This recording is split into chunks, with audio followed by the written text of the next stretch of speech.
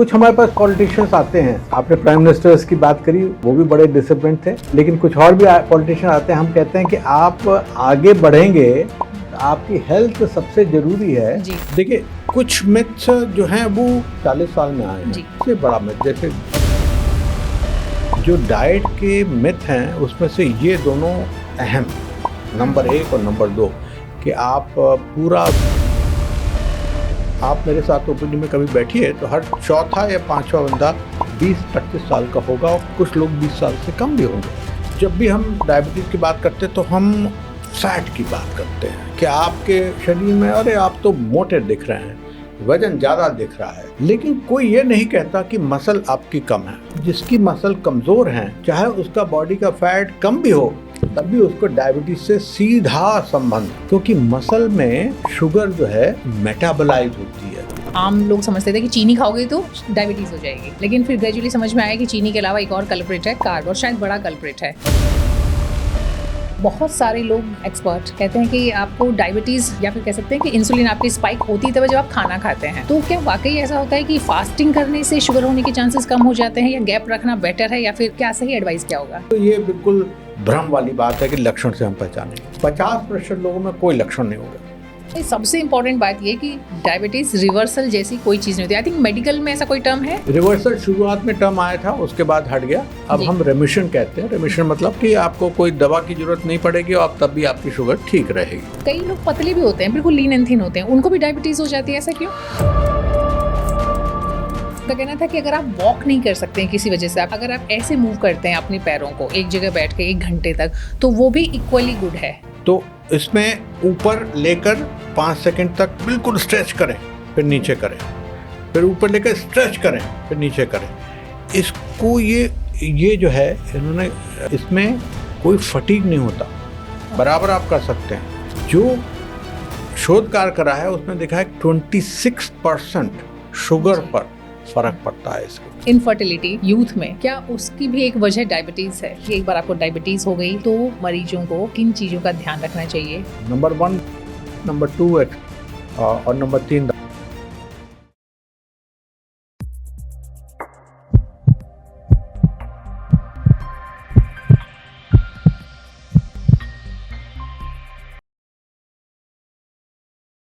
नमस्कार।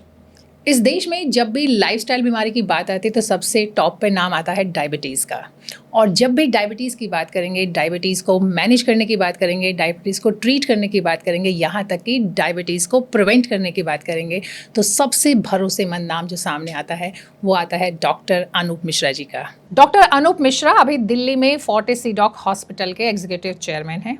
डॉक्टर मिश्रा को मेडिसिन के फील्ड में अतुलनीय योगदान के लिए 2007 में पद्मश्री सम्मान मिल चुका है।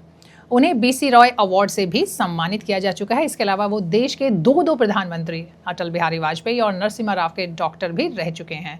डॉक्टर साहब लोगों की सेहत ठीक करने के साथ साथ एक लेखक भी हैं और सेहत से जुड़ी कई किताबें भी उनकी आ चुकी हैं। सबसे पहले हम जानना चाहते हैं कि मैं पिछले लगभग 20 साल से आपको देख रही हूँ, आप ऐसे ही हैं, कुछ भी नहीं बदला है। तो आखिर राज क्या है कि आपकी सेहत का? क्योंकि लोग ना यही जानना चाहते हैं। लोगों को लगता है कि कहना बड़ा आसान है, करना बड़ा मुश्किल है जी। तो आप उपदेश दे सकते हैं, लेकिन खुद कैसे करते हैं? देखिए, उपदेश तभी आदमी दे सकता है कि जब उसमें कॉन्फिडेंस हो, वरना आधे मन से बात करेगा। तो अगर मैं कहता हूँ कि 45 मिनट आपको वॉक करनी है और रोज़ करनी है, उसमें कंसिस्टेंसी होनी चाहिए, तो मैं खुद भी करता हूँ उस चीज़ को। या मैं कहता हूँ कि बेसन का चीला सुबह खाना चाहिए, तो वो मैं भी खुद भी कहता हूँ। और इसी तरह से कि आफ्टरनून में क्या खाना या रात को क्या खाना, और ओकेजनल आप बाहर भी जाकर खाना खा लें। जनरल आप डिसिप्लिन मेंटेन करें, तो वो चीज़ मैं हमेशा एम्फसाइज करता हूँ हर पेशेंट से कि भाई आपकी डिसिप्लिन जो है आपको लंबे टाइम तक ले जाएगी। कुछ हमारे पास पॉलिटिशियंस आते हैं, आपने प्राइम मिनिस्टर्स की बात करी, वो भी बड़े डिसिप्लिन थे, लेकिन कुछ और भी पॉलिटिशियन आते हैं, हम कहते हैं कि आप आगे बढ़ेंगे, आपकी हेल्थ सबसे ज़रूरी है और उसके लिए आपके हेल्थ के लिए डिसिप्लिन। वो कहते हैं साहब हम बहुत बिजी रहते हैं और साहब हमको क्षेत्र में जाना पड़ता है, इससे मिलना पड़ता है, उससे मिलना पड़ता है। हम कहते हैं कि नहीं, पहले आप अपनी हेल्थ का ध्यान रखिए, अपनी डिसिप्लिन रखिए, फिर आप बहुत ऊपर चढ़ेंगे, आप बहुत पदवी आपको हासिल होगी। लेकिन फिर भी हम जानना चाहते हैं कि आपका रूटीन क्या होता है, आप क्या खाते हैं, कितने बजे उठते हैं और कैसा आपका रूटीन रहता है? बहुत सारे लोग फॉलो कर पाएंगे, उनको एक इंस्पिरेशन मिल पाएगी इसके बाद। देखिए, सबसे पहले सुबह 5:30 तो एलेक्सा मुझको जगा देती है। 5:30 में मैं जग कर करीब 6 o'clock मैं बाहर निकल जाता हूँ। और मैं जनरली प्रेफर करता हूँ कि बाहर मैं वॉक करूँ, और जब पॉल्यूशन ज़्यादा होता है तो मैं अपना ट्रेडमिल का इस्तेमाल करता हूँ। तो करीब 5,000 स्टेप्स सुबह मैं करना चाहता हूँ, और उसमें ज़्यादातर सफल रहता हूँ। कभी 3,000 होते हैं, कभी 6,000 होते हैं, डिपेंडिंग कौन सा दिन क्या है। और दूसरा ये है कि वीकेंड पर मैं ज़्यादा करता हूँ। लोग कहते हैं कि वीकेंड पर रेस्ट करना चाहिए। मैं ज़्यादा उस समय करता हूँ। तो वो करके मैं जो सुबह का नाश्ता तो मैं बहुत ही कम लेता हूँ। ज़रूर कॉफ़ी पीता हूँ, उसके साथ बेसन का चीला या एग, या फिर ब्लूबेरीज के साथ कुछ दही, ये बहुत हेल्दी चीज़ है। या फिर एक टोस्ट लेता हूँ, मैं इससे ज़्यादा नहीं लेता। उसके बाद देखिए, मैं 7:30 से पेशेंट देखना शुरू करता हूँ अपने हॉस्पिटल में, और लगातार पेशेंट देखता रहता हूँ। और वो चीज़ ठीक नहीं है, मैं नहीं बताना चाहूँगा दर्शकों को कि ऐसा ठीक है। 7:30 से लेकर 2:30 बजे तक मैं लगातार पेशेंट देखता हूँ, बीच में ब्रेक नहीं लेता। लेकिन मैं दर्शकों से कहूँगा कि बीच में ज़रूर ब्रेक लेकर थोड़ा सा अगर आप फ्रूट भी खा लें तो इतना लंबा अंतराल ना दें। तो कोई 2-2:30 बजे जब मैं फिनिश करता हूँ पेशेंट को, तो उसके बाद मैं थोड़ा सूप लेता हूँ, घर से ही आता है सारा कुछ। सूप लेता हूँ, उसके साथ काफ़ी मैं करीब 3 कटोरी मैं सलाद लेता हूँ, 3 कटोरी। उसमें टमाटर काफ़ी होते हैं और गाजर वगैरह, और उसके बाद 1 रोटी और थोड़ी सी सब्जी या दाल लेता हूँ। तो ये तो दोपहर का हो गया। अब फिर मैं कहूँगा अब दर्शकों से कि मेरी आदत ये इसमें ठीक नहीं है कि उसके बाद मैं सीधे खाना खाता हूँ रात को, वो भी ठीक नहीं है। 6 बजे आपको चाय बिस्किट वगैरह थोड़ा सा ले लेना चाहिए, या मुरमुरे ले लेने चाहिए। तो उसके बाद जो डिनर होता है वो थोड़ा सा मैं इंडल्ज करता हूँ, राइस में इंडल्ज करता हूँ, 2 रोटी खाता हूँ, सब्जी दाल दही, ये तो पूरा डिनर पूरा होता है। क्योंकि मैं बिलीव करता हूँ कि अगर आपका डिनर ठीक हो तो आपकी रात की नींद ठीक रहेगी। और रात को मैं अच्छी तरह से सोना चाहता हूँ, करीब 10 सवा 10 बजे मैं सो जाना चाहता हूँ, क्योंकि सुबह फिर उठकर मुझको काम। तो अब ये रूटीन जो है ये 6 डेज अ वीक तो होता ही होता है मेरा। और 7 डे जो संडे होता है उसमें बस 1 घंटा लेट होता है, लेकिन वो भी करीब करीब ऐसे ही होता है। संडे को थोड़ा इंडल्ज खाने में और मैं कर लेता हूँ। अल्कोहल से मैं ज़्यादातर दूर रहता हूँ, कभी कभी मैं ले लेता हूँ। स्मोकिंग से मैं दूर रहता हूँ, कोई तंबाकू का सेवन नहीं। और बीच बीच में अगर आप देखें कि अगर कभी मैं स्नैक लेता हूँ तो वो प्रोटीन के या तो बिस्किट लेता हूँ, या बादाम, पिस्ता और सीड्स हैं वो लेता हूँ। तो ये करके क्या होता है कि मैं, अगर आप कहिए कि 40 साल में आपका जो शुरुआत में शादी का सूट था वो क्या बदला है? मेरे शादी का सूट अभी बिल्कुल मेरे को फिट होता है। तो इसका मतलब पेट का घेरा भी वैसा ही है और मेरा वेट बिल्कुल वैसा ही है। लेकिन मैं चाहता और भी हूँ कुछ करना। मैं चाहता हूँ कि और मेरी मसल्स बेहतर हों, क्योंकि अब एज के साथ मसल्स जो गिरती जा रही हैं उसके लिए पूरा काम नहीं कर पाता हूँ, मैं और करना चाहता हूँ। बहुत बढ़िया।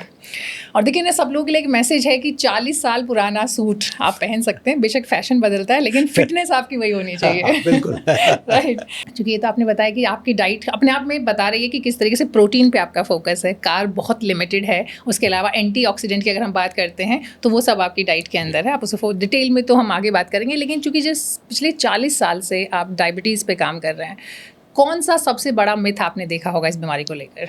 देखिए, कुछ मिथ्स जो हैं वो लास्ट 10 साल में आए हैं, ये मैं नहीं कह सकता कि 40 साल में आए हैं। शुरुआत में जब 1985 से जब हमने पेशेंट देखना शुरू किया तो उतने मिथ्स नहीं थे, और ना व्हाट्सएप और ग्रुप से और ये सब तो कुछ नहीं था। जो हम कहते थे पेशेंट सुन लेते थे, उनके अपने कोई बहुत अलग अलग तरीके के विचार नहीं थे। तो जो 10 साल में आया है सबसे बड़ा मिथ, जैसे आज ही एक महिला आई हैं 40 साल की महिला, उन्होंने कोई लेक्चर अटेंड किया और उसके बाद कहा कि सारा हमने वीट छोड़ दिया और सारी डेयरी छोड़ दी। मेरे ख्याल से जो डाइट के मिथ हैं उसमें से ये दोनों अहम हैं, नंबर 1 और नंबर 2, कि आप पूरा वीट छोड़ दीजिए और पूरा डेयरी छोड़ दीजिए। इसमें कुछ गुण आएंगे और ज़्यादातर हानि आएगी। तो ये मिथ जो है सर्कुलेट हो रहा है लास्ट 10 ईयर्स में और वायरल होता जा रहा है। जी जी। तो मैं तो एक व्यक्ति हूँ जो कि उसको नकार देता हूँ, लेकिन बहुत से लोग उस पर और बढ़ाते हैं, प्रमोट कर रहे हैं। उसके बारे में और बात भी हम करेंगे।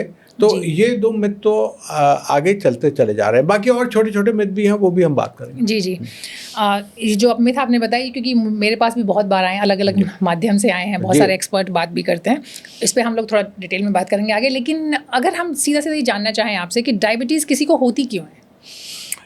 देखिए, हमारी जो शरीर है वो डायबिटीज़ के लिए ट्यून्ड शुरुआत में नहीं था। जब 1970 की बात करें, 1975 की बात करें, तो हमारे लोगों में डायबिटीज़ थी नहीं। अगर आप दिल्ली में देखें तो 1% लोग से कम लोगों को डायबिटीज़ थी। वही आज 20 से 25% लोग डायबिटीज़ से। तो शरीर तो वही है, लेकिन शरीर में चेंजेस आ गए। शरीर में जो मसल कम थी, उसके साथ जो थोड़ा बहुत फैट पेट के अंदर था, जो कि हमारे शरीर में शायद हमेशा से रहा हो, वो परेशान नहीं करते थे, क्योंकि लोग काफ़ी परिश्रम करते थे जी। और उनकी जो डाइट थी बड़ी फ्रूगल थी, जो कि समझ लिए आदि मानव वाली डाइट जो शुरुआत से चली आ रही, उस तरह की डाइट थी। फिर शरीर में चेंजेस आने शुरू हुए, क्योंकि 1980s 1990s में जब ओपन हो गया हमारा देश, सारे इकोनॉमिक ओपन हो गया और सब बाहर के लोग भी आ गए और सारे तरह तरह के खाद्य पदार्थ हमारे यहाँ अवेलेबल हो गए और लोगों को पैसा आने लगा, तो उनकी परचेजिंग पावर बढ़ गई, वो लोग ज़्यादा खाने लगे, ज़्यादा शादियाँ, ज़्यादा बर्थडे, सब में पकवान ज़्यादा थे, लोग कहीं से खाकर ना जाएं तो वो ठीक नहीं है। तो खाद्य पदार्थ की मात्रा बढ़ गई, आपकी एनर्जी जो है वो सरप्लस हो गई, सरप्लस होकर पेट में जाकर जम गई, तो अंदर पेट के अंदर फैट पे जाकर जम गई, लिवर में जाकर जम गई, तो मसल कमज़ोर थी और फैट ज़्यादा हो गया, ये इम्बैलेंस हो गया। अभी भी वो बढ़ता जा रहा है इम्बैलेंस। उससे क्या होगा कि केवल डायबिटीज़ की बात नहीं है, कम से कम 20 तरह की और बीमारियां उसी से संबंधित है जी। और उसके साथ और भी नई चीज़ें आ गई। देखिए, अब पॉल्यूशन भी आ गया, साथ साथ स्ट्रेस भी आ गया, अल्कोहल का इस्तेमाल ज़्यादा आ गया, ये सारी चीज़ें उसमें जुड़ गई। तो हमारी बॉडी अब जो है बिल्कुल डायबिटोजेनिक बॉडी है। और यही रीज़न है कि आप हर दूसरे तीसरे बंदे को सुनते हैं और लोग बहुत सारे लोगों से बड़ा कॉमन मानते हैं कि 40 45 50 में तो डायबिटीज़ हो ही जाती है। ये सबसे ख़राब अप्रोच है मुझे लगता है। लेकिन 40 45 तो बहुत दूर है, अब तो 20 25 साल की उम्र के लोगों को हम रोज़ देखते हैं। जी जी। अगर आप मेरे साथ ओपीडी में कभी बैठिए तो हर चौथा या पांचवा बंदा 20-25 साल का होगा और कुछ लोग 20 साल से कम भी होंगे। तो 45 साल अलग है, 20 साल अब हम देख रहे हैं, और वही जो 20 साल के लोग हैं आगे जाकर 35 साल 40 साल में सारी कॉम्प्लिकेशन डेवलप कर लेंगे। तो देखिए, ये प्राइम ऑफ देयर लाइफ है, प्राइम ऑफ देयर लाइफ। तो उसमें कॉम्प्लिकेशन अगर आप डेवलप करते हैं तो ना आपकी प्रोडक्टिविटी रहेगी, ना आप अपनी फैमिली को देख पाएंगे। जी जी।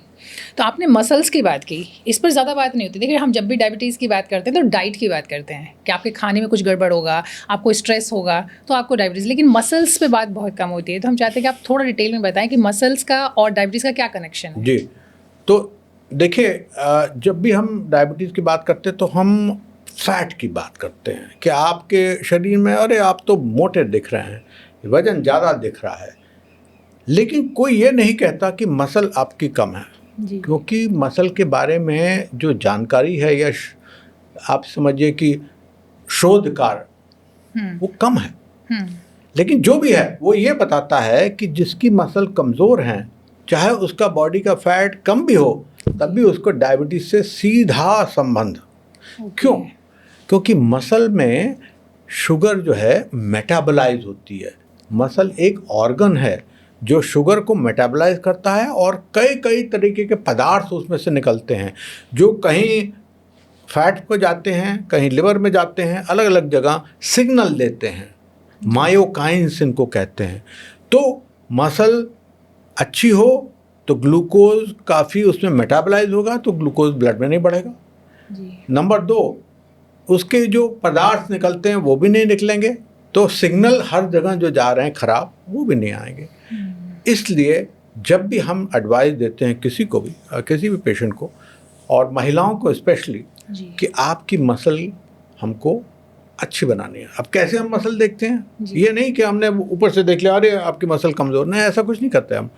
अब अगर ऐसा आप देखिए तो जो मैराथन के धावक होते हैं उनकी मसल बिल्कुल पतली होती हैं, लेकिन उनको स्टील की होती हैं, देखें। तो हम क्या करते हैं, एक डायनमोमीटर हम यूज़ करते हैं, उसको जमा डायनमोमीटर करते हैं।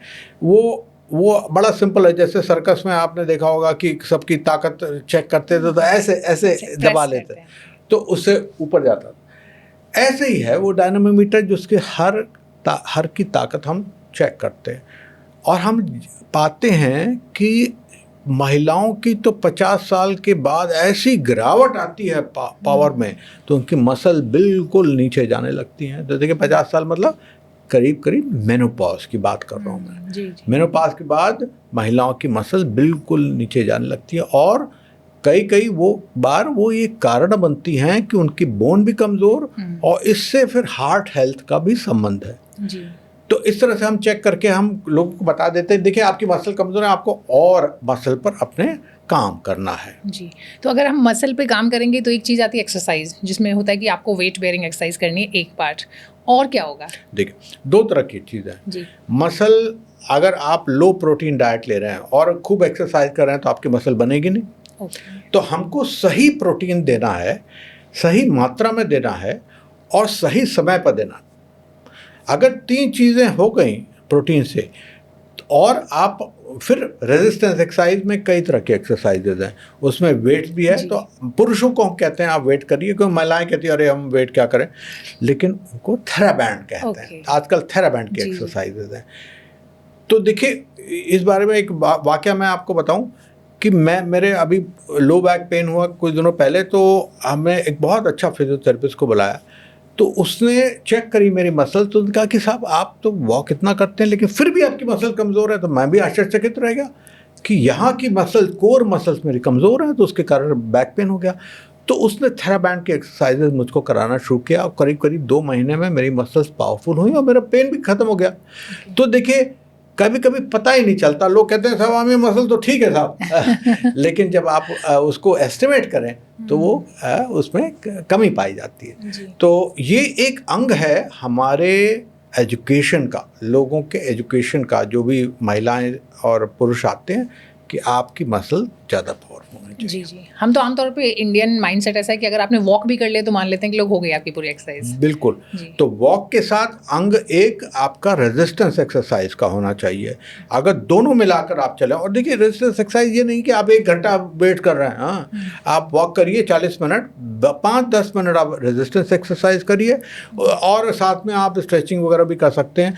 और साथ में आप जब ऑफिस जाएँ, जैसे हम लोग बैठे हैं तो 1 घंटे की बात करने के बाद हम लोग थोड़ा सा यहाँ पर निकल जाएं, 5-10 मिनट वॉक करें, तो विद इन द डे आप वॉक इंक्रीज करिए, और वैसे शेड्यूल्ड आप वॉक भी करिए।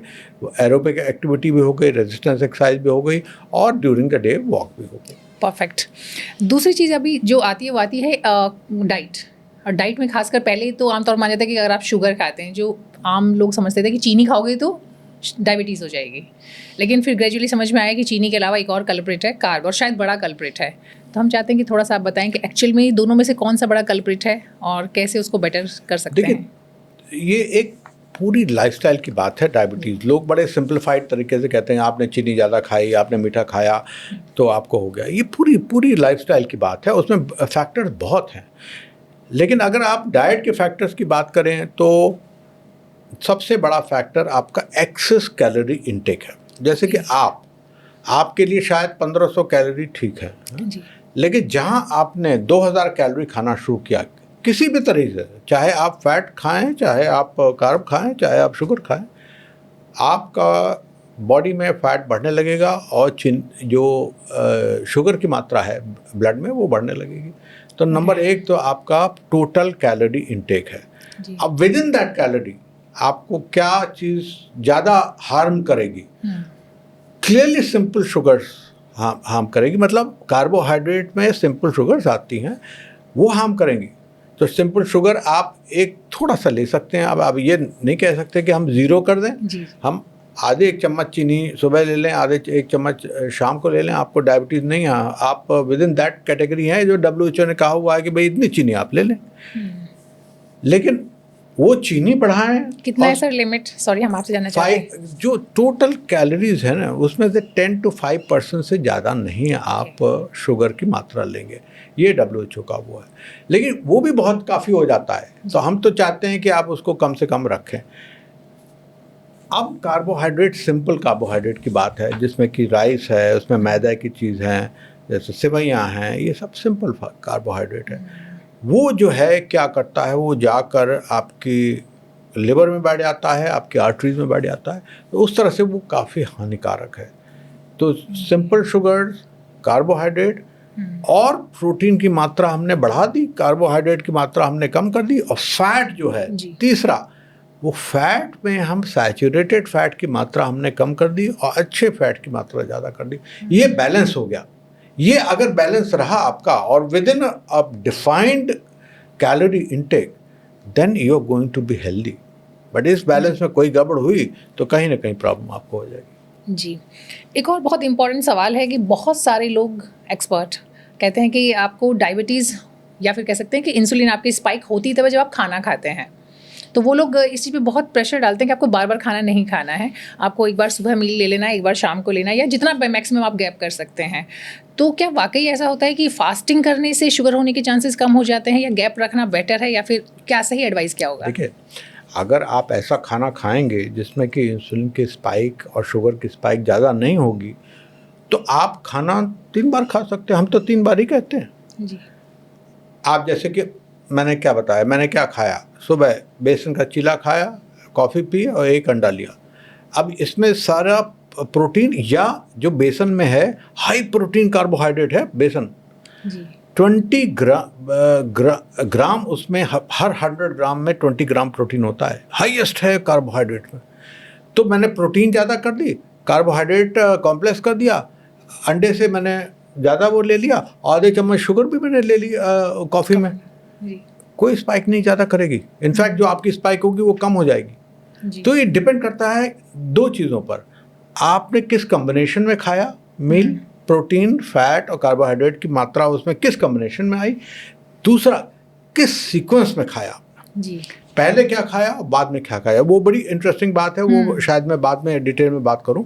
Sequence is also very important. तो अगर आप थोड़ी थोड़ी बीच में स्नैक लें जो कि हेल्दी स्नैक है, जैसे कि नट्स हैं, आमंड्स हैं, बीच में हेल्दी स्नैक लें, या प्रोटीन का आपने कुछ जैसे कि न्यूट्रीजैक का कुछ बनाकर आपने दे दिया, और इस तरह के मील्स लें जिसमें कि बैलेंस हो, तो कोई भी शुगर आपकी स्पाइक नहीं करेगी।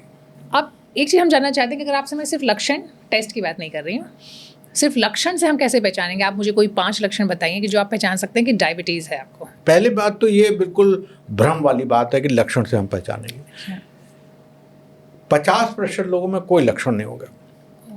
इसलिए ही आजकल हम कहते हैं जिनकी फैमिली हिस्ट्री में फैमिली में मदर फादर को डायबिटीज़ हो, या उनका वजन ज़्यादा हो, या पेट का घेरा ज़्यादा हो, तो कोई लक्षण हो ना हो 25 साल से आप पूरा चेकअप कराना शुरू कर दीजिए। जब ज़्यादा बढ़ जाती है डायबिटीज़, तो देखिए 150, 160, 170, 200 तक, 250 तक कोई लक्षण नहीं होंगे। जब 300 पर शुगर जाएगी ब्लड की, बराबर वहाँ पर बनी रहेगी, तो बार बार यूरिन आना एक शुरुआत का लक्षण, उसके साथ फटीग यानी कि कमज़ोरी होना। तो कहते हैं कि हम एग्जॉस्ट हो जाते हैं और रात को हमारा यूरिन करीब 3-4 बार जा रहे हैं, हम पहले तो 1 बार भी नहीं जाते थे। उसके बाद ये सब जब ज़्यादा हो जाता है तो प्यास भी ज़्यादा लगने लगती है जी। कभी कभी भूख पर भी असर आता है, भूख ज़्यादा लगने लगती है, और जो कभी चोट लगी उसमें डिलेड हीलिंग वो भी होने लगती है। लेकिन देखिए जैसा मैंने कहा लक्षण बड़े सटल हो गए। गर्मी में बहुत लोगों को एग्जॉशन होता है, तो पेशेंट आएगा कहेगा हम बिल्कुल फटीग महसूस कर रहे हैं, तो ये जरूरी नहीं कि उसको डायबिटीज़ हो, ऐसी चीज़ें और लोगों को भी हो सकती हैं। लेकिन अगर कम्बिनेशन लक्षण हो, वो मोटा भी है, उसकी फैमिली भी हिस्ट्री है, तो श्योरली हमारे दिमाग में ये हमेशा आता है कि भाई ये पहली चीज़ हमको डायबिटीज़ देखनी है। जी, प्यास ज़्यादा क्यों लगती है डायबिटीज़ में? क्योंकि यूरिन ज़्यादा आता है। देखिए जो शुगर बढ़ती है ना, तो वो यूरिन के थ्रू जाती है, अपने साथ ऑस्मोसिस के साथ वो ले जाती है वाटर को। तो एक बार में जो जहाँ कोई थोड़ा सा यूरिन कर रहा होता है उसकी डबल या ट्रिपल मात्रा में जब ये कर रहा होता है तो उसको प्यास ज़्यादा लगती है, तो पानी पीता है, यूरिन करता है। ऐसे कई लोग तो बहुत ज़्यादा इससे परेशान होते हैं। जब डायबिटीज़ कंट्रोल होती है तो उनका यूरिन का भी जाना कम हो जाता है। कुछ लोगों में एकदम से वेट लॉस भी दिखता है, बहुत तेज़ी से वेट लॉस। जी, वो जो है वेट लॉस जो टिपिकल होता है वो टाइप 1 डायबिटीज़ में होता है, जिसमें कि शुगर बहुत ज़्यादा बढ़ जाती है। शुगर ज़्यादा कहीं भी बढ़े तो उसके लिए 350, 350, 400 ये वेट लॉस करेगी। इसमें मतलब कैटाबॉलिक स्टेट है, बॉडी जो है टूट रही है, अंदर से टूट रही है, तो उसमें वेट लॉस होकर दे। सर, अब चूँकि आपने टाइप 1 डायबिटीज़ का जिक्र किया, तो हम चाहते हैं कि आप थोड़ा सा बता दें हमारे व्यूअर्स को कि टाइप 1 और टाइप 2 में कैसे डिफ्रेंशिएट करें। देखिए टाइप 1 तो यूजुअली बच्चों में होती है, और उसका कारण होता है कि शरीर में इंसुलिन की मात्रा करीब करीब 0 पर चली गई। उसका कारण कई होते हैं कि भाई 0 पर क्यों चली गई। कभी वायरस अटैक करता है, कभी कोई कारण भी पता नहीं चलता, कभी पैंक्रियास के पर इन्फ्लेमेशन हो जाता है। ये जो है इससे क्या होता है कि जो इंसुलिन प्रोड्यूसिंग सेल हैं वो ख़त्म हो जाते हैं या नियरली ख़त्म हो जाते हैं। जब वो ख़त्म हो जाते हैं तो जैसे आपने बताया कि वेट लॉस, बहुत ज़्यादा प्यास लगना, और तो वो कैटास्ट्रोफिक सिचुएशन है, वो यूजुअल सिचुएशन नहीं है। Catastrophic with in days develop करती है, और उसके साथ कभी कभी बेहोशी आ जाती है, इसलिए क्योंकि अंदर शरीर में जो एसिड होता है कीटोन्स, उसकी मात्रा बढ़ जाती है, तो कीटो एसिडोसिस हो जाती है। तो ऐसे बच्चे जो हैं कभी 350, 350, 400, 500 शुगर पर आते हैं, कीटोन्स उनके हाई होते हैं, इनको इंसुलिन ही देना पड़ता है, और पूरे ज़िंदगी शायद इनको इंसुलिन पर ही रहना पड़े। टाइप 2 डायबिटीज़ एडल्ट की डायबिटीज़ होती है। जैसा मैंने कहा कि उसके लक्षण प्रकट हो भी सकते हैं और नहीं भी हो सकते हैं। और आजकल हम ज़्यादातर लोगों को ऐसे पकड़ रहे हैं जिनके कोई लक्षण नहीं है, क्योंकि उनका चेकअप ज़्यादा हो रहा है। तो ये जैसे मैंने बताया कि वैसे वयस्कों में 30-40 साल की उम्र में होती है, लेकिन आजकल हम देख रहे हैं 20-25 साल की उम्र के लोगों को भी। तो इसमें क्या होता है कि इसमें इंसुलिन की आवश्यकता शुरू में नहीं पड़ती है, और इसको दवा से अच्छी तरह से कंट्रोल किया जा सकता है। ऐसे लोग ज़्यादातर मोटे होते हैं, और मोटे होते हैं तो वेट लॉस उनका करके हम उनकी शुगर को बहुत अच्छी तरह से कंट्रोल भी कर सकते हैं, और कभी कभी उसका रिमिशन कर सकते हैं, यानी कि उनके लिए शायद फिर दवा की आवश्यकता कुछ अवधि तक ना भी पड़े। इस बारे में, रिमिशन के बारे में भी बात कर सकते हैं हम। जी। तो ये सब चीज़ें टाइप 2 डायबिटीज़ में संभव है। टाइप 1 डायबिटीज़ में रिमिशन का कोई पॉसिबिलिटी तो नहीं। हम चाहते हैं कि थोड़ा सा और डिटेल में बताएं आप रिमिशन के बारे में, जिससे पहले कि हम अगले टॉपिक तो देखिए ऐसा है, जैसे कि एक व्यक्ति आए करीब 3-4 दिन पहले, उनका वजन था 110 केजी, वो 35 साल के थे, और उनके परिवार में माताजी को डायबिटीज़ थी। तो उनकी शुगर थी करीब करीब खाली पेट 180-90 पे चल रही थी। आए तो हमने देखा तो उनका लिवर भी बढ़ा हुआ था, लिवर में फैट था। तो हमने कहा कि आपको आवश्यकता है वज़न कम करने की। तो अगर आपका वज़न 15%, मतलब 100 केजी के व्यक्ति को 15 केजी अगर कम हो गया, तो हो सकता है कि आपको बाद में कुछ अवधि तक कोई भी दवा लेने की जरूरत ना पड़े। तो उसको कहते हैं रिमिशन, कई लोग उसको कहते हैं रिवर्सल। रिवर्सल सही टर्म नहीं है, क्योंकि रिवर्सल मतलब टोटल क्योर है कि आप कुछ नहीं होगा, ऐसा नहीं है। एक स्टडी आई थी जिसने कि इसको इस्टेब्लिश किया रिमिशन को, वो 2018 में यूके में करा गया। तो उन्होंने कम्युनिटी में करा उस स्टडी को। जी। कम्युनिटी में उन्होंने क्या किया कि ऐसे लोगों को लिया, जैसे मैंने बताया कि उनका वज़न ज़्यादा है और अभी भी डायबिटीज़ हुई है, उन लोगों को उन्होंने 800-1000 कैलोरी का शुरुआत का उन्होंने पूरा 24 घंटे में खाने का दिया। तो अब 800 कैलोरी जो है हाफ द कैलोरी है। जैसे मैंने कहा आप जैसे 1500 कैलोरी खाते होंगे, 800 कैलोरी हाफ द कैलोरी है। तो देखा कि विद इन 4 वीक्स, 4 हफ्ते में ही उनकी शुगर बिल्कुल नॉर्मलाइज हो गई, उनको जो दवा मिल रही थी वो हट गई। उसके बाद उन्होंने थोड़ा सा कैलोरी में रिलैक्स कर दिया और आगे उन लोग को देखा तो देखा कि 1 साल में जिन लोग का 15% वजन कम है वो लोग को कोई आवश्यकता नहीं पड़ी। ऐसे लोग 60% थे, सारे लोगों को ऐसा नहीं हुआ। 60% ऑफ द होल कोहॉर्ट, यानी कि अगर 100 लोगों को उन्होंने देखा तो उसमें से 60 लोगों को।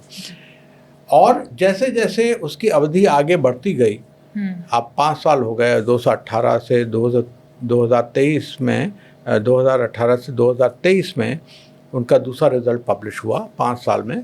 तो उसमें देखा कि जो लोग रिमिशन में हैं वो उनकी नंबर कम हो गए, यानी कि 30% रह गए, लेकिन फिर भी 30% तो रहे, काफ़ी साइजेबल नंबर है।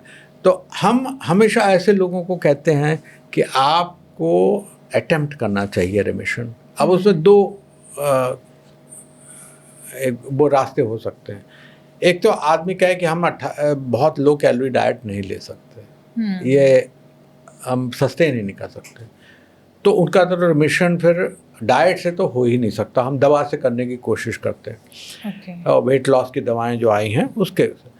और दूसरा ये है कि वो करते हैं तो कुछ दिनों तक करते हैं फिर छोड़ देते हैं। तो देखिए, एक यहाँ पर सोशल सीन ऐसा है कि हर हफ्ते में आपको भी 2 इन्विटेशन कहीं मिलेंगे जाने के, कहीं शादी है, कहीं कुछ है, वहाँ पर आप कहेंगे कि हम तो ऐसी डाइट पर हैं जो आपके यहाँ खा नहीं सकते, तो लोग बुरा माने। तो सोशली ऐसा है कि वो लोग नहीं सस्टेन कर पाते। तो बस 10% लोग हैं जो सस्टेन कर लेते हैं और अपनी डाइट। तो डाइट अगर हम लो कैलोरी की कर दें तो इट्स डिफ़िकल्ट टू सस्टेन। सब डाइट्स आसान नहीं है। ये प्रॉब्लम है डाइट में ज़रूर कि हम सस्टेन सब डाइट्स को बहुत लॉन्ग टर्म पर नहीं कर सकते। आमतौर पे सर जिन लोग का बहुत ज़्यादा वजन होता है वो होता ही इसलिए कि उनकी डाइट जो नॉर्मल से भी, हम बहुत लो कैलोरी डाइट की बात नहीं कर रहे हैं, वो आमतौर पे थोड़ा उनकी डाइट ज़्यादा ही होती है, तभी उनका वेट पुटअप होता है और फिर वो छोड़ नहीं पाते। खासकर कार्ब की क्रेविंग को तो बिल्कुल नहीं खत्म कर पाते हैं, इसीलिए वेट अगेन बढ़ता जाता है और उनकी प्रॉब्लम जो है वो भी बढ़ती जाती है। थोड़ा थोड़ा करके वो एक्यूमुलेट होता जाता है, बढ़ता जाता है। तो वो एक ईयर्स की बात होती है, वो डेज की बात नहीं होती। अभी जो आपने बताया इसमें सबसे इंपॉर्टेंट बात ये कि डायबिटीज़ रिवर्सल जैसी कोई चीज़ नहीं होती। आई थिंक मेडिकल में ऐसा कोई टर्म है? रिवर्सल शुरुआत में टर्म आया था, उसके बाद हट गया। अब हम रेमिशन कहते हैं। रेमिशन मतलब कि आपको कोई दवा की जरूरत नहीं पड़ेगी और तब भी आपकी शुगर ठीक रहेगी। हाँ, तो ये बहुत अच्छी बात है कि आपने ये लोगों को क्लियर किया, क्योंकि इसके ऊपर बहुत ज़्यादा सोशल मीडिया के ऊपर ये बहुत सर्कुलेट होता है कि आप ये खा लेंगे, आप ये मसाला इस्तेमाल करेंगे, ये करेंगे तो उससे आपकी डायबिटीज़ रिवर्स हो जाएगी। जी, इसमें बहुत सारे एक तरह से एक मिथ्स भी आए हैं और कई तरह के लोग इसको प्रोपोगेट भी कर रहे हैं और गलत तरीके से भी कर रहे हैं। जी सर, वेट की बात तो हमने की, लेकिन कई लोग पतले भी होते हैं, बिल्कुल लीन एंड थिन होते हैं, उनको भी डायबिटीज़ हो जाती है, ऐसा क्यों? देखिए, 100 लोगों में से 20% ऐसे लोग हैं जो कि पतले हैं। और डायबिटीज़ यही बात है कि एक यूनिफॉर्म कोई उसका कारण नहीं होता। जो मोटे लोग हैं उनमें इंसुलिन काम नहीं कर रही और जो पतले लोग हैं उनसे इंसुलिन बन नहीं रही या उतनी मात्रा में नहीं बन रही। जैसा टाइप 1 डायबिटीज़ वैसे नहीं, लेकिन कम बन रही है और उनकी मसल कमज़ोर है।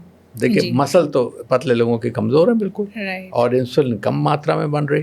तो ऐसी डायबिटीज़ हमारे देश में ज़्यादा देखी गई है, जिसमें कि पतले पतले लोग हैं। आप अगर आप चले जाइए इधर उड़ीसा में चले जाइए या फिर वेस्ट बंगाल के आसपास के गाँव में चले जाइए, बिल्कुल पतले लोग मिलेंगे, उनके 300-400 शुगर।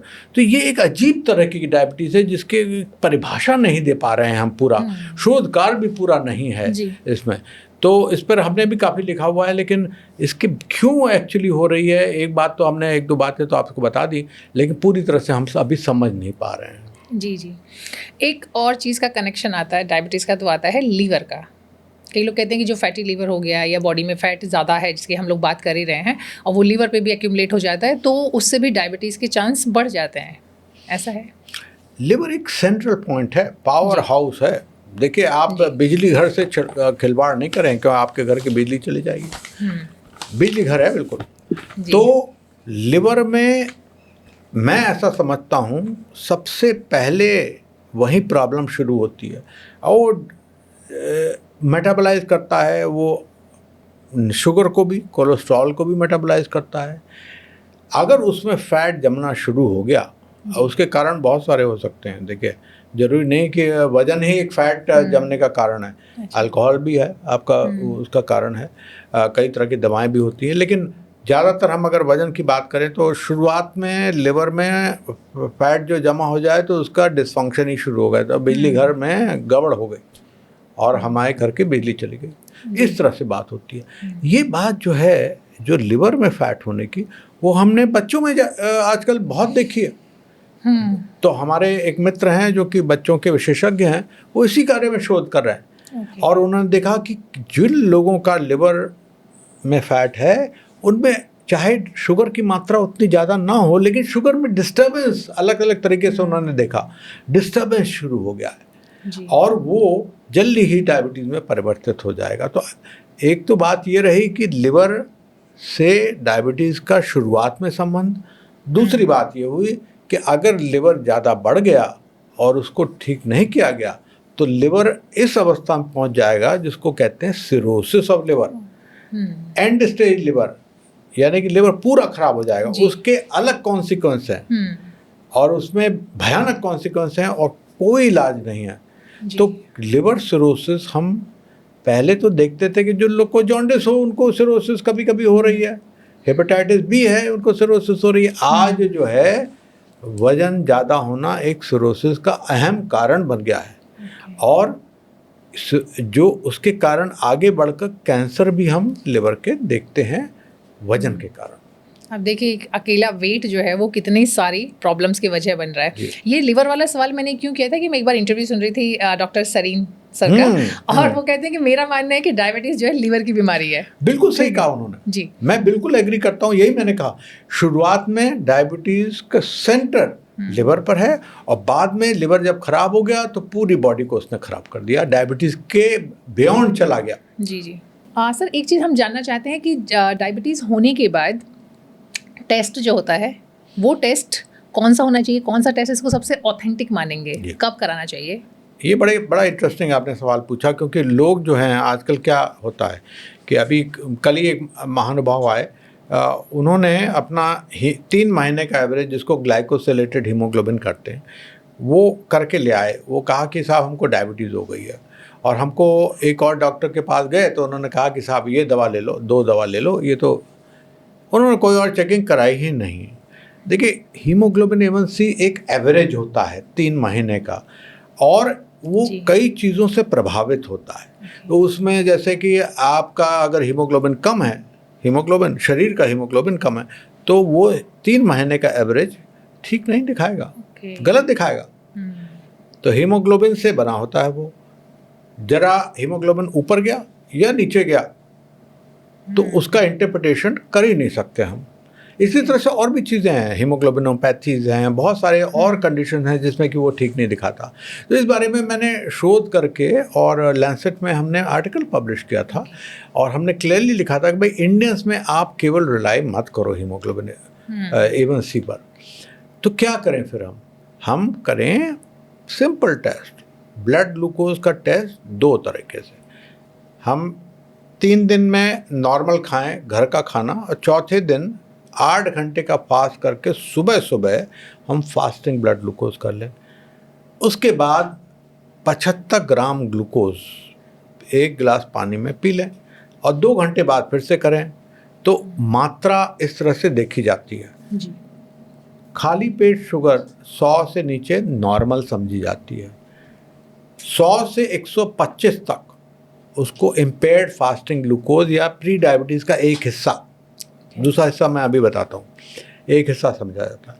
और 126 लगातार चले शुगर तो आपको डायबिटीज़ माना जाता है। 2 घंटे की शुगर, दोनों को साथ लेकर चलते हैं हम। 2 घंटे की शुगर अगर 140 से नीचे है आप नॉर्मल हैं, 140 से 199 के बीच में है तो आप इम्पेयर्ड ग्लूकोज टॉलरेंस पर हैं, यानी कि प्री डायबिटीज़ की दूसरी हिस्सा। तो प्री डायबिटीज़ फास्टिंग से भी देखते हैं, प्री डायबिटीज़ बाद की शुगर भी देखते हैं। और 200 से ऊपर गया तो इसका मतलब आपको डायबिटीज़ हो गई। ये बिल्कुल सटीक चीज़ है। ये पिछले 50 साल से चल रहा है, इसमें कोई भी बदलाव नहीं है और इस पर रिलाय आप करेंगे अब कभी गलती नहीं करेंगे। उसके साथ साथ आप हीमोग्लोबिन A1C को भी साथ में लेकर चल सकते हैं, लेकिन इस पर ही ज़्यादा रिलाय करें। ये हमने इस अपने आर्टिकल में क्लियरली बताया। बहुत अच्छी तरीके से आपने क्लियर किया, क्योंकि अभी भी बहुत सारी जगह पे HbA1c को ही एक वो माना जाता है मार्कर। बहुत सारे लोग जो उसी को कराते हैं। बिल्कुल, तो बेटर है कि जो आप बता रहे हैं ग्लूकोज। सॉरी, इसमें कॉशन ये है कि केवल फास्टिंग भी नहीं है, हम लोग फास्टिंग एंड पीपी दोनों का पेयर सैंपल जब तक डालेंगे तब तक हम पूरी तरह से समझेंगे नहीं। जी, बहुत खूब। चूँकि आपने बात की अभी प्री डायबिटिक स्टेज की, तो ये बहुत इम्पॉर्टेंट हो जाता है ये जानना कि हमारी डाइट, हमारी लाइफस्टाइल में हम क्या बदलाव करें कि हम डायबिटीज़ वाली स्टेज पर ना पहुँचे। देखिए, प्री डायबिटीज़ जो है वो एक कैटेगरी है जिसमें अपॉर्चुनिटीज़ बहुत हैं, हमारे लिए बहुत मौके हैं कि इसको हम नॉर्मल पर ले आएँ, वरना ये खिसक कर हाथ से चली जाएगी सीधे डायबिटीज़ पर। और इंडियंस में देखा गया है कि बहुत तेज़ी से प्री डायबिटीज़ परिवर्तित होती है डायबिटीज़ में। तो इसमें अगर आपका पेट का घेरा ज़्यादा है, और वो सबसे ज़्यादा इम्पॉर्टेंट चीज़ है, एब्डोमिनल ओबेसिटी, एडिपोसिटी भी कह सकते हैं, ओबेसिटी भी कह सकते हैं। एब्डोमेन में कहाँ फैट ज़्यादा होगा? स्किन के एब्डोमेन के नीचे होगा और पेट के अंदर होगा। ये दोनों फैट और लिवर फैट, 3 फैट अगर हम पकड़ लिया हमने, तो हमने प्री डायबिटीज़ को भी पकड़ लिया, डायबिटीज़ को भी किसी हद तक पकड़ लिया। इसको अब पेट का घेरा हमको कम करना। पेट का घेरा होना कितना चाहिए? तो देखिए, पेट का घेरा होना चाहिए विमेन में 80 सेंटीमीटर से नीचे और पुरुषों में 90 सेंटीमीटर से नीचे। तो तीन मापदंड हैं। एक तो पेट का घेरा है, दूसरा पेट का घेरा और हाइट का रेशियो है, तो पेट का घेरा हाइट से आधा होना चाहिए। और तीसरा जो अब पुराना हो गया है BMI, जिसको बॉडी मास इंडेक्स कहते हैं, वो वेट और हाइट का एक रेशियो है, वो 23 से कम होना चाहिए। अगर आप ये तीनों को मिलाकर आप इसके नीचे चल रहे हैं तो आप डायबिटीज़ एक तो होगी नहीं, और अगर होगी तो आप उसको जल्दी कन्वर्ट कर सकते हैं कि नॉर्मल ग्लूकोज में। और अगर आप इससे ऊपर चल रहे हैं तो वेट लॉस करके कर सकते हैं। तो पेट का फैट जो है ना, सबसे ज़रूरी फैट होता है, और इसको हम डाइट से कर सकते हैं, हम एक्सरसाइज से कर सकते हैं, वेट लॉस से कर सकते हैं। ये चीज़ हमको प्री डायबिटीज़ में ज़रूरी है। प्री डायबिटीज़ में लोग कहते हैं साहब क्या आप बात कर रहे हो, अरे छोटी मोटी बात है, या कोई ऐसी बात नहीं है। लेकिन प्री डायबिटीज़ जब भी हो जाए तो इसका मतलब खतरा हार्ट अटैक का दुगना हो गया ऑलरेडी। जब डायबिटीज़ हो गया तो 4 गुना हो गया। तो देखिए, प्री डायबिटीज़ कोई छोटी मोटी चीज़ नहीं है, हमको उसको पूरी तरह से उसी पर ध्यान देना है और नॉर्मल की तरफ लाना है शुगर। जी, डायबिटीज़ से हार्ट अटैक का खतरा कैसे बढ़ जाता है, क्या कनेक्शन है? एक बात समझ लीजिए कि डायबिटीज़ एक तरह का हार्ट अटैक ही है। ये एक तरह फॉर्म उसी तरह से हम मानते हैं। क्यों? क्योंकि शुगर जो है बढ़ जाती है तो वो सारी नलियों में जम जाती है, खून की नलियों में, और हार्ट की नलियों में जम जाती है, और वहाँ पर इन्फ्लेमेशन करती है। इन्फ्लेमेशन एक समझ लीजिए कि लो ग्रेड या हल्की हल्की आग जैसे जल रही है खून की नलियों में। जब इन्फ्लेमेशन होता है तो उसमें खुरदरापन आ जाता है, और अगर आपके साथ साथ कोलेस्ट्रॉल बढ़ा हुआ है तो उसमें और जम जाता है, ब्लॉक कर देता है, हार्ट अटैक कर देता है। तो ये बड़ा इम्पॉर्टेंट है ये रियलाइज़ करना कि डायबिटीज़ किसी को हो तो हार्ट अटैक का रिस्क ऑलरेडी 4 से 8 गुना बढ़ा हुआ है। इसका क्या मतलब है? इसका मतलब ये है कि आप डाइट, एक्सरसाइज वगैरह तो सब अच्छी तरह से करें, और शुगर को कंट्रोल रखें, लेकिन साथ साथ कोलेस्ट्रॉल का कंट्रोल बहुत ज़रूरी हो जाता है पहले दिन से। तो हम कहते हैं कई लोगों को कि साहब आपको कोलेस्ट्रॉल की गोली भी लेनी है क्योंकि आपका हार्ट अटैक बचाना है। तो कहते हैं हमको कहाँ से हार्ट अटैक, हमको कोई प्रॉब्लम नहीं है। मैंने कहा आज की बात नहीं है, कल की बात देखनी है, आगे की फ्यूचर देखना है, और आज आप करेंगे तो कल बचेंगे। अच्छा, चूँकि कोलेस्ट्रॉल की बात आपने की तो यहाँ पर एक सवाल मुझे लगता है कि पूछना बनता है। एक टाइम आता था जब कहते कोलेस्ट्रॉल बहुत खतरनाक है, ट्राइग्लाइसराइड की बात होती थी, खासकर ट्राइग्लाइसराइड को तो अभी भी कल्प्रिट माना जाता है, बहुत बड़ा विलेन है जितना मैंने पढ़ा है या आप जैसे एक्सपर्ट से बात की है। लेकिन बीच में ये आया कि नहीं, कोलेस्ट्रॉल एज सच डाइट से बाहर से नहीं जाता है, उतना इफेक्ट नहीं करता है। अब कोलेस्ट्रॉल को लेकर सही बात क्या है? देखिए ये बड़ी इंटरेस्टिंग आपने बात कही, क्योंकि इस उसमें बुक में मैंने कम से कम 3 पेज इसी बात को डिस्क्राइब किया है। लोगों में धारणा ये है कि कोलेस्ट्रॉल इम्पॉर्टेंट नहीं है। देखिए 2 तरह के कोलेस्ट्रॉल होते हैं, एक डाइट का कोलेस्ट्रॉल होता है, एक ब्लड का कोलेस्ट्रॉल होता है जी।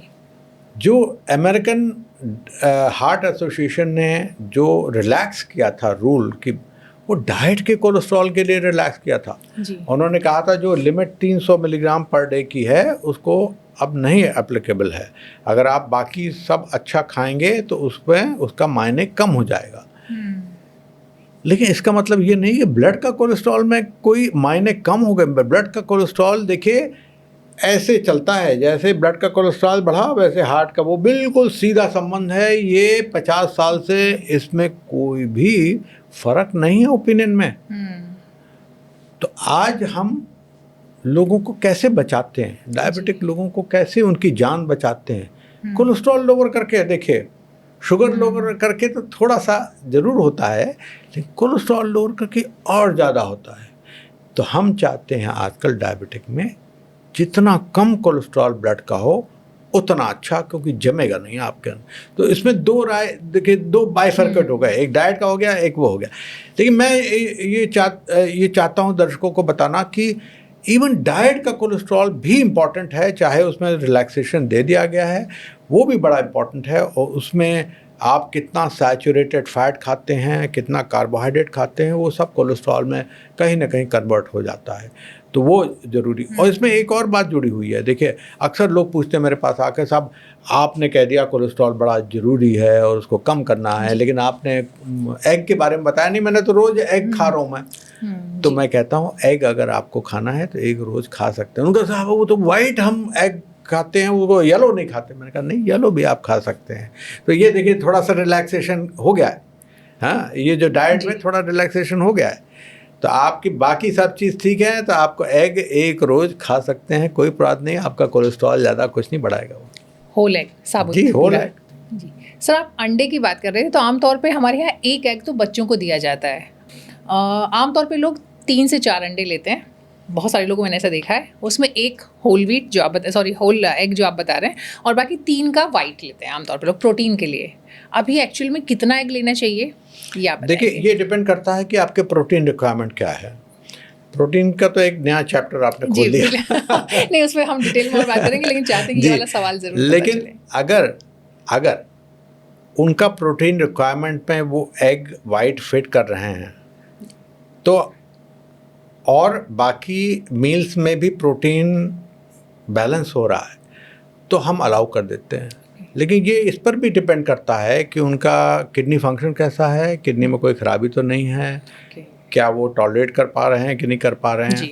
तो ये सब चीज़ों पर डिपेंड करता है। तो एक डाइट में हमको होलसम एक व्यू लेना है, मतलब एक पूरा 360 डिग्रीज व्यू लेना पड़ता है, और हमको मिला कर चलना पड़ता है कि उनके ऑर्गन ठीक काम कर रहे हैं कि नहीं कर रहे हैं, तब हम अलाउ कर सकते हैं। राइट। चूँकि हम बात कर रहे थे अभी डाइट पे तो हमने बात की, उससे पहले हम बात कर रहे थे एक्सरसाइज की, मसल्स की। वहाँ पे एक सवाल मेरे मन में आया, मैंने कहीं पर एक रील देखी थी वायरल, और वो भी ठीक ठाक डायबिटोलॉजिस्ट हैं जिनका वो कंटेंट था, नाम मैं नहीं लूँगी। उनका कहना था कि अगर आप वॉक नहीं कर सकते हैं किसी वजह से, आपके पास स्पेस का प्रॉब्लम है या आप चल नहीं पा रहे हैं, अगर आप ऐसे मूव करते हैं अपने पैरों को एक जगह बैठ के 1 घंटे तक, तो वो भी इक्वली गुड है, पर्टिकुलरली डायबिटीज के पेशेंट के लिए। Is it so? ये बड़ा इंटरेस्टिंग है, क्योंकि हमने ही पहली बार इस पर पूरा रिव्यू आर्टिकल लिखा हुआ है। वो करीब 4 महीना पहले पब्लिश हुआ। तो इसको कहते हैं सोलियस पुशअप्स। तो इसमें ऊपर लेकर 5 सेकंड तक बिल्कुल स्ट्रेच करें, फिर नीचे करें, फिर ऊपर लेकर स्ट्रेच करें, फिर नीचे करें। इसको ये जो है इन्होंने कहा है कि एक नॉन डिफेटेबल, मतलब कि इसमें कोई फटीग नहीं होता, बराबर आप कर सकते हैं। और जो शोध कार्य करा है उसमें देखा है 26% शुगर पर फर्क पड़ता है इसके। तो ये कैसे करा जाए?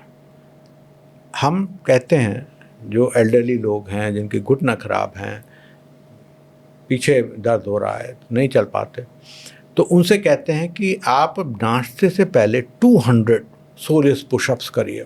200 खाने से पहले 200 करिए और शाम के खाने से पहले 200। क्यों पहले? क्योंकि बात की शुगर वो कम कर देगा।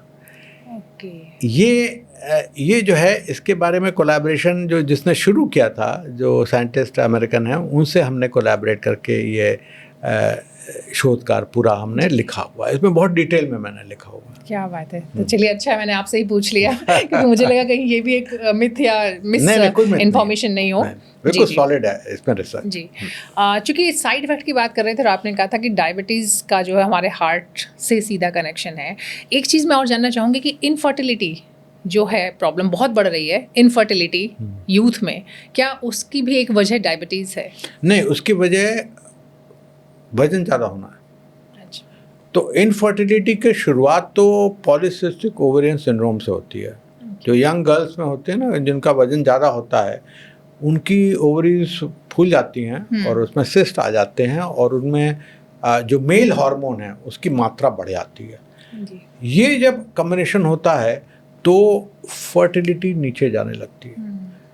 तो हम कहते हैं, कई लोग आते हैं, कई महिलाएं आती हैं कि साहब अब हम मैरिड भी हो गई, हम ट्राई कर रहे हैं, बच्चा नहीं हो रहा है, तो हम कहते हैं पहले वज़न कम करो और उससे आपको फ़ायदा होगा।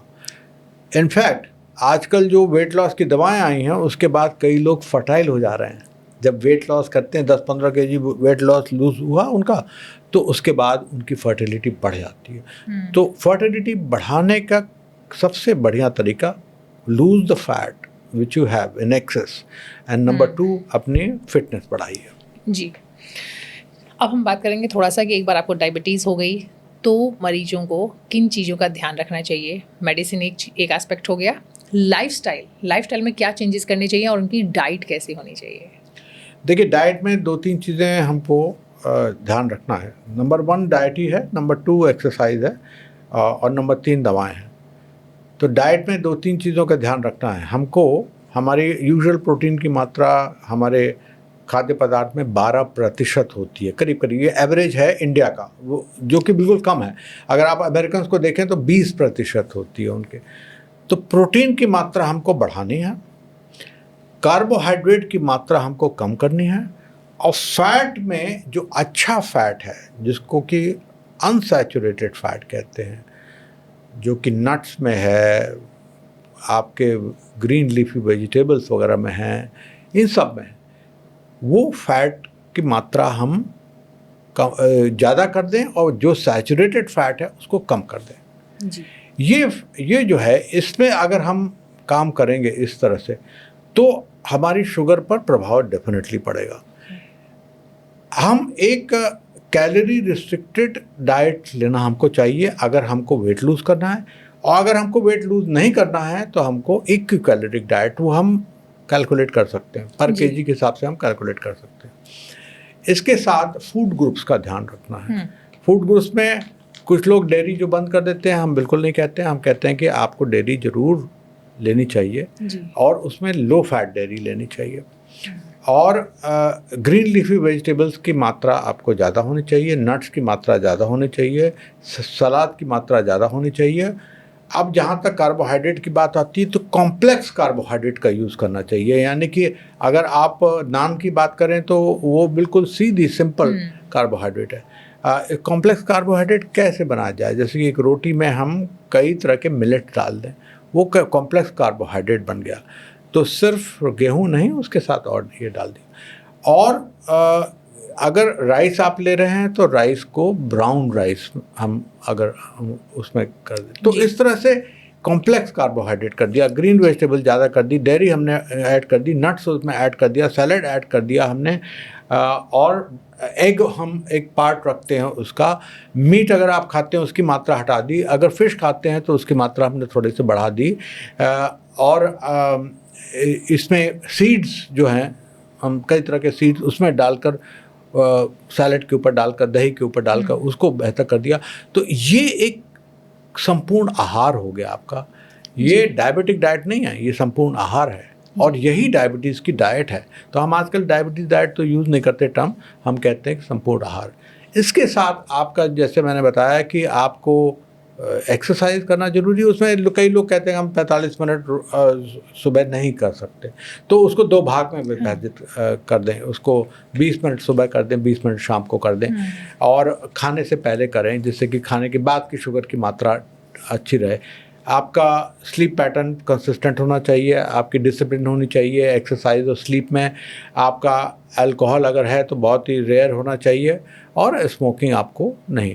अगर ये सारी चीज़ें हम, जो कि एक नॉर्मल ह्यूमन बीइंग को भी करनी है, वही डायबिटीज़ में हम करें तो हम करीब करीब ठीक रहेंगे। लेकिन इसके साथ ये है कि हमको शुगर की मात्रा चेक करनी चाहिए, किस चीज़ से क्या प्रभाव पड़ रहा है, किस डाइट से क्या प्रभाव पड़ रहा है शुगर पर, तो वो चीज़ हमको ज़रूर देखनी चाहिए। कई लोग कई महीनों तक नहीं देखते, फिर एक अचानक पता चलता है कि शुगर हाई है। और इसी तरह से एक चेकअप पर जाना ज़रूरी है, जिसमें कि कोलेस्ट्रॉल भी चेक हो जाए, आपका लिवर भी चेक हो जाए, आपका हार्ट भी चेक हो जाए, आपकी स्ट्रेंथ भी चेक हो जाए। ये सारी चीज़ें एक डॉक्टर का। जी, कितने टाइम में रिपीट कराना चाहिए चेकअप? देखिए, अगर आप फुल चेकअप की बात करें, जो डायबिटीज़ रिलेटेड सारे टेस्ट हैं, तो 1 साल में 1 बार होना चाहिए। हाँ, आपका बीच में फिज़िकल चेकअप और रिव्यू ऑफ आपके शुगर की रिव्यू, वो 3-3, 4-4, 5-5 महीने पर हम बुलाते हैं और उसमें रिव्यू करते हैं। जो लोग बहुत अच्छा कर रहे होते हैं उनको 8-9 महीने पर बुलाते हैं, और जो लोग नहीं अच्छा कर रहे होते हैं उनको 1 महीने पर भी बुलाते हैं। तो ये वेरी करता है कि कौन कितना बढ़िया तरीके से अपना ख्याल रख रहा है। जी, आप नॉर्मली जब हम खाने की बात करते हैं तो आप कलरफुल या फिर रेनबो थाली उसकी बात करते हैं, तो उस रेनबो थाली से आपका मतलब क्या है? उसमें क्या क्या चीज़ें होनी चाहिए? ये तो आपने बताया कि सब्जी और अच्छे, लेकिन कलर्ड कैसे ऐड करेंगे उसमें? देखिए, रेनबो थाली जो एक कहने का तरीका है, लेकिन colour of the diet is important.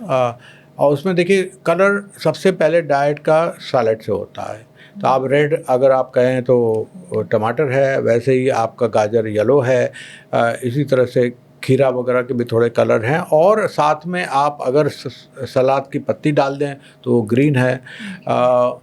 तो ये एक मिल मिलाकर मैं बहुत एम्फसाइज करता हूँ कि 2 कटोरी सलाद आपको दोपहर को और 2 कटोरी शाम को खाना है। अगर आप डाइट के अंदर की बात करें, जो थाली की बात करें, तो उसमें वाइट है, आपका दही है, दाल येलो है, दाल में छिलके वाली दाल ज़्यादा अच्छी रही है। Rajma is very pretty good as far as the substitute of dal is concern, very high protein. चने की दाल बड़ी अच्छी है, इसी तरह से छोले बड़े अच्छे हैं। और अगर आप राइस का वो करें तो ब्राउन राइस। तो ये देखिए, सारे कलर्स आ गए आपके डाइट में।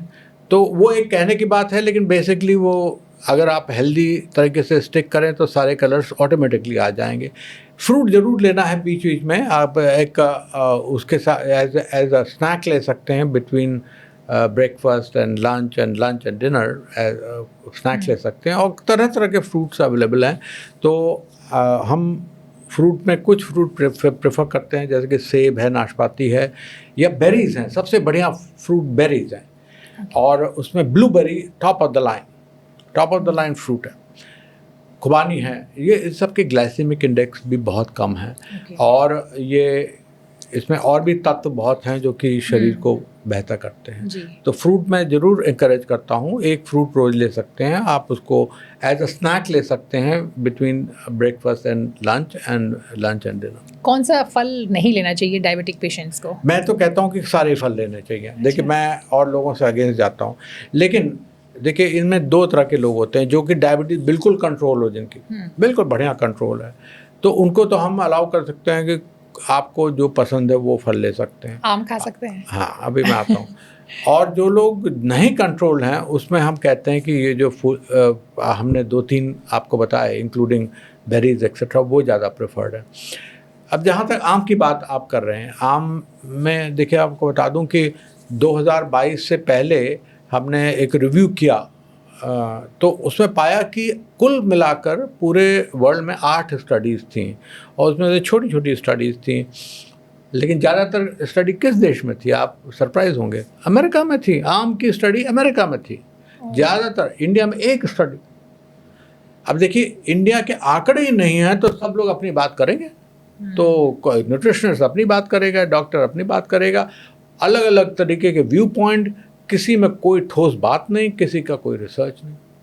तो हमने ICMR की ग्रांट लेकर 2023 से हमने 25 तक 2 साल रिसर्च करी।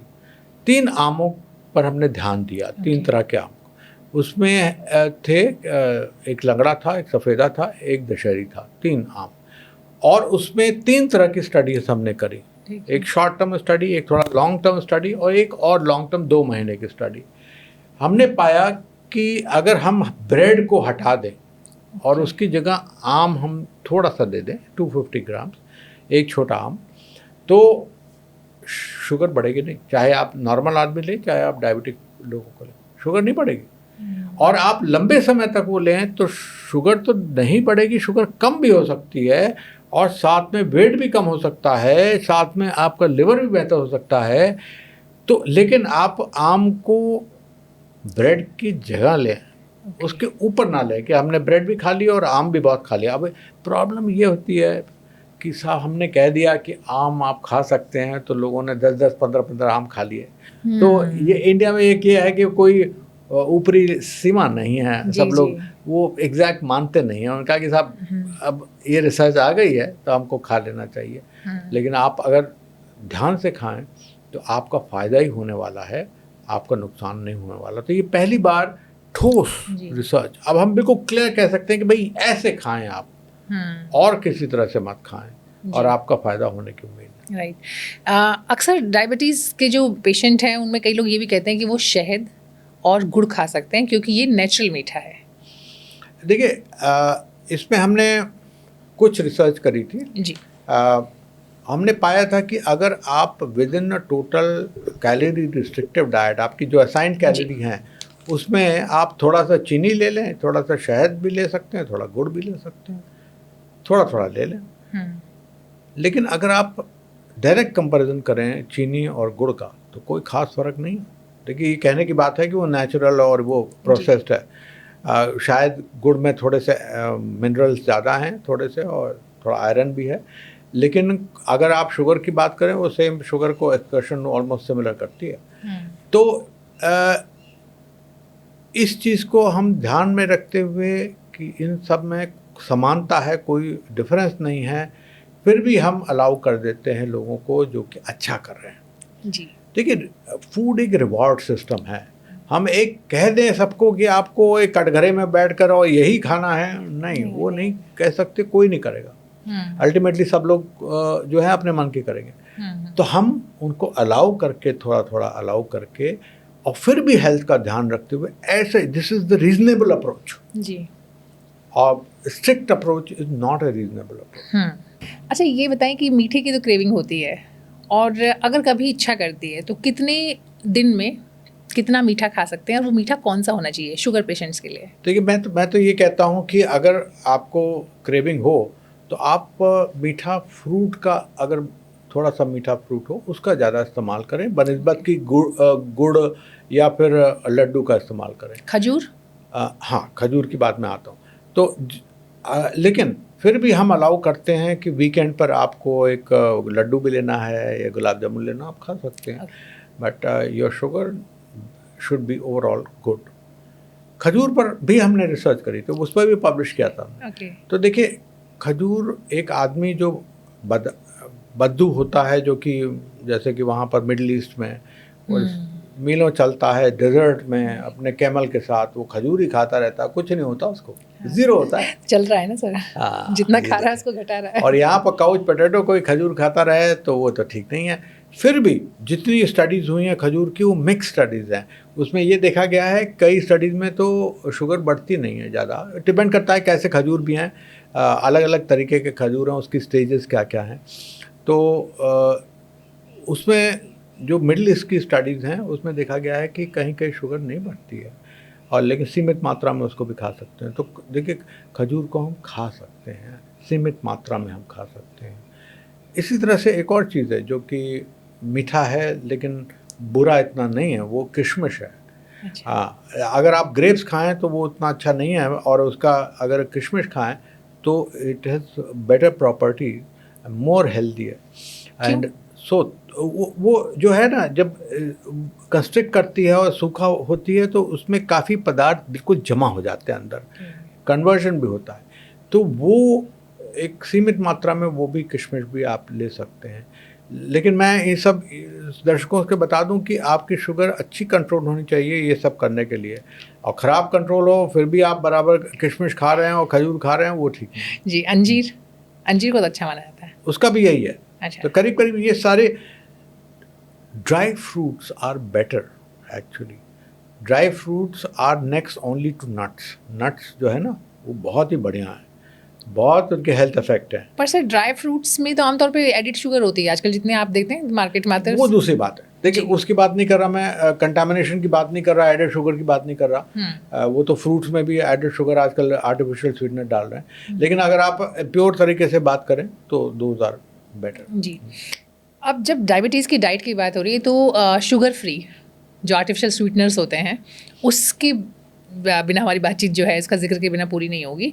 आप एंडोर्स करते हैं आर्टिफिशियल बिल्कुल नहीं स्वीटनर? एंडोर्स करते। देखिए, शुगर फ्री का एक रोलर कोस्टर हिस्ट्री है, बिल्कुल रोलर कोस्टर। हाँ, वो up and down, up and down. Saccharin आई तो उसमें पहले कैंसर का इंसिडेंस बताया, उसके बाद कहा कि नहीं है। उसके बाद और तरह के स्वीटनर्स आए, एस्पार्टेम आया, सुक्रालोज आया, अब स्टेविया भी है, मॉन्क फ्रूट है, बहुत सारे हैं। तो उसमें कुछ इंडेक्ट करे गए कि अच्छे नहीं हैं, और कुछ में शायद उतनी रिसर्च नहीं है। लेकिन अगर रिसेंट स्टडीज देखें आप तो उसमें कुछ स्वीटनर्स, और स्पेशली जो कि कोला में डाले जाते हैं, वो स्वीटनर से कैंसर का इंसिडेंस बढ़ा है। बड़ी लार्ज स्टडीज़ हैं, छोटी स्टडीज़ नहीं हैं, बट लार्ज स्टडीज़ हैं। तो कैंसर का इंसिडेंस बढ़ जाता है। और कुछ हैं जिससे कि हार्ट डिजीज़ का इंसिडेंस बढ़ जाता है। तो ये जो चीज़ देखते हुए इस समय हमको बहुत कॉशन लेनी है कि स्वीटनर देना है कि नहीं देना। तो मैं तो अवॉइड करता हूँ। एक चीज़ और है, कई लोग जो हैं जिनको डायबिटीज़ नहीं होती है लेकिन स्वीटनर इसलिए लेते हैं कि वो वेट लॉस करेंगे। राइट। वो गलत बात है, क्योंकि स्वीटनर से ब्रेन में जो सिग्नल शुगर देती है वो सिग्नल नहीं आता है। तो इसका मतलब ब्रेन परसीव ही नहीं करता इसको शुगर या मीठा। तो ब्रेन चाहता है और खाना। जो सैटिस्फैक्टरी सेंटर है वो पूरी तरह से सैचुरेटेड नहीं होता है। जी। तो आप और खाना खाते हैं। तो एक्चुअली जो स्वीटनर्स पर हैं as mode of weight loss, कि वेट लॉस करने के लिए हम स्वीटनर हम ले रहे हैं, जो नॉन न्यूट्रिटिव स्वीटनर्स हैं, आर्टिफिशियल स्वीटनर्स हैं, तो उनका वजन बढ़ जाता है और डायबिटीज़ होने की संभावना भी ज़्यादा हो जाती है। तो WHO की एडवाइजरी है कि इसमें कोई मतलब नहीं है, जो वेट लॉस के लिए ले रहे हैं वो बिल्कुल बेकार चीज़ है। जी। और बाकी लोगों को ध्यान रखना है कि कैंसर भी हो सकता है। और तो क्या करना चाहिए? कुछ स्वीटनर शायद, अब वो भी हम क्लियर नहीं कह सकते क्योंकि लंबी स्टडीज़ नहीं है, शायद बेहतर हैं, जैसे कि स्टेविया। और उसका भी नेचुरल लीफ नहीं लेनी चाहिए, उसका जो प्योरीफाइड प्रोडक्ट है वो लेना चाहिए। और मॉन्क फ्रूट, ये दोनों शायद बेहतर हैं, लेकिन फिर भी सीमित मात्रा में लें तो ज़्यादा अच्छा रहेगा। और ज़्यादा न लें तो हम कहते हैं कि 1-2 आप हेल्पिंग ले सकते हैं। और अगर आपको लेना है, जैसे कि मैंने पहले बताया कि हाफ अ टीस्पूनफुल शुगर अगर आपको लेनी है तो कोई प्रॉब्लम नहीं। ये बहुत अच्छा आपने क्लियर किया कि आपको रॉ फॉर्म में नहीं लेना। आमतौर पर मैं देख रही हूँ कि एक नया सिस्टम है कि अब ज़्यादातर लोग घर में लगाते हैं स्टेविया और उसमें से पत्ते तोड़ के सीधा डालते हैं। उसकी लीफ से प्रॉब्लम एक किडनी में देखी गई है। जी। बहुत क्लियर डाटा नहीं है, लेकिन one has to be careful. जी, बहुत खूब। एक आखिरी सवाल, जो हमारी ये सीरीज़ जो हम बात कर रहे हैं डायबिटीज़ से जुड़े हुए सवालों की, इसमें कि कई बार लोग को अचानक से लो शुगर हो जाती है, उसके लिए क्या करना चाहिए, कैसे प्रिवेंट कर सकते हैं और उस मोमेंट पे क्या करना चाहिए? देखिए, उसको प्रिवेंशन ज़्यादा ज़रूरी है, ट्रीटमेंट तो आसान है। प्रिवेंशन ज़्यादा ज़रूरी है। अब उसके लिए प्रिवेंट हम कैसे करें कि हम कुछ दवाओं का यूज़ कम करें, जिसमें कि कुछ दवाएं जैसे सल्फोनाइल यूरिया दवाएं बहुत ही पोटेंट दवाएं और शुगर कम करने के लिए बिल्कुल हाई पोटेंसी, तो उसका यूज़ कम करें हम। किसी को इंसुलिन दे रहे हैं तो ऐसी इंसुलिन यूज़ करें जिसमें कि लो शुगर होने की संभावना कम हो, और हम आइडेंटिफाई करें कि कब शुगर लो हो सकती है। जैसे कि रात को शुगर लो होने के बहुत चांसेस होते हैं, तो रात को हम बेड टाइम स्नैक दें उनको। रात को कहें 3 बजे भी शुगर एक बार कर लिया करिए, जिससे कि लो ना जा रही हो, आपको पता नहीं चलेगा। तो इस तरह से तरह तरह के उपाय हम करते हैं कि लो शुगर को बचा दें। एक बार शुगर लो हो गई, उसमें बड़ा सिंपल इलाज है कि आपको भाई शुगर देनी है, कार्बोहाइड्रेट जो भी है नेक्स्ट देना है, फिर से शुगर चेक करनी है। ऐसी शुगर लो होना हम बचाते हैं उन लोगों में है जिनमें हार्ट की प्रॉब्लम ऑलरेडी है या फिर उनको स्ट्रोक हो चुका होता है। क्योंकि शुगर लो होने का केवल ये नहीं है कि लो हो गई और हमको वीकनेस हो गई, लेकिन हार्ट की जो रिदम है वो भी अबनॉर्मल हो सकता है और स्ट्रोक फिर से होने के चांसेस हो सकते हैं। तो लो शुगर उस तरह से काफ़ी ख़तरनाक है। थोड़ा हाई रखें तो वो भी बुरा नहीं है, लेकिन जो लो रखें वो प्रॉब्लम है। कई लोगों को रिकरेंट लो शुगर किसी कारण से होते रहते हैं, तो उनमें हम क्या करते हैं कि शुगर का जो नंबर्स हैं वो हाई रखते हैं जिससे कि लो की तरफ जाए ना। तो देखिए ऐसा है, जो डायबिटीज़ के एक निशाने हैं जो एक दायरे में जो रखते हैं वो अलग अलग लोगों में अलग अलग हैं। तो जैसे कि आप हैं, अगर आपको डायबिटीज़ है तो हम बड़ी स्ट्रिक्टली कंट्रोल करेंगे। यंग लोगों में डायबिटीज़ है, बड़ी स्ट्रिक्टली कंट्रोल करेंगे। लेकिन ऐसे लोगों में जो कि बहुत ज़्यादा हार्ट की प्रॉब्लम है, स्ट्रोक वगैरह है, थोड़ा सा ऊपर रखेंगे जिससे लो ना हो। इसी तरह से बहुत एडवांस स्टेज है तो उसमें हम कोई बहुत स्ट्रिक्ट नहीं हो डायबिटीज़ का वो। तो ये परिभाषा अलग अलग लोगों में है। इसी तरह से अगर आज हीमोग्लोबिन A1C की बात करें, वो भी अलग अलग उसका हम लेवल रखते हैं अलग अलग लोगों में। तो लोग देखिए आए थे कुछ दिनों पहले एक करीब 80 साल के व्यक्ति, वो कहते हैं हमारी शुगर देखिए 120 है खाली पेट और 170 भरे पेट है, ये तो बहुत ज़्यादा है। तो हम कहते नहीं, ये बिल्कुल ठीक है आपके लिए जी। आपकी तो 200 भी चली जाए तब भी हम कुछ नहीं करने वाले, लेकिन अगर इससे नीचे गई तो खतरे में आ जाएंगे। अच्छा, ऐसा तो हमको नहीं बताया गया। मैंने कहा यही आप विचार हैं, इसी से आप ठीक रहेंगे। जी, आपने सर बीच में एक जिक्र किया था कि जो लोग डायबिटिक हैं ऑलरेडी, जब वो खाना खाने के बाद नहीं, उन्हें पहले वॉक करना चाहिए। मैं इसके 2 कारण हैं। देखिए, इंडिया में खाना खाने के बाद की शुगर बहुत लोगों में बढ़ती है। उसका कारण बड़ा सिंपल है कि स्टार्च ज़्यादा लेते हैं, यानी कि कार्बोहाइड्रेट की मात्रा ज़्यादा लेते हैं। तो अगर पहले वॉक करें तो ज़्यादा फर्क पड़ेगा, नंबर 1। नंबर 2, कई लोगों को हार्ट की डिजीज़ हो चुकी होती है या फिर छुपी हुई होती है। अगर हम खाना खाने के बाद वॉक करें तो खाना से क्या होता है कि ब्लड जो है डाइवर्ट हो जाता है पेट के अंदर पाचन के लिए जी। और आपने वॉक भी करी तो पैर में भी चला गया, तो हार्ट से दोनों तरफ से हट गया। तो कई लोग कहते हैं कि साहब बाद में वॉक करिए। मैं कहता हूँ नहीं, उससे पहले वॉक करिए। सिर्फ डायबिटीज़ पेशेंट के लिए ये है या फिर सबके लिए है? ज़्यादातर डायबिटीज़ पेशेंट के लिए, एल्डरली के लिए है, जिनमें कि हो सकता है कि हार्ट की प्रॉब्लम ऐसे हो। तो डायबिटीज़ पेशेंट में तो हम पहले कहते हैं। जी, बहुत खूब। तो मुझे लगता है कि जो भी सवाल किसी के मन में आते हैं डायबिटीज़ से जुड़े हुए, उन सब का जवाब आपने दिया। थैंक यू सो मच, आपने इतना टाइम दिया और स्पेशली आप टाइम निकाला, और जितने भी सवाल मेरे मन में थे और मुझे लगता है मेरे व्यूअर्स के भी मन में रहे होंगे, उन सब का जवाब आपने दिया। बहुत बहुत शुक्रिया। Thank you.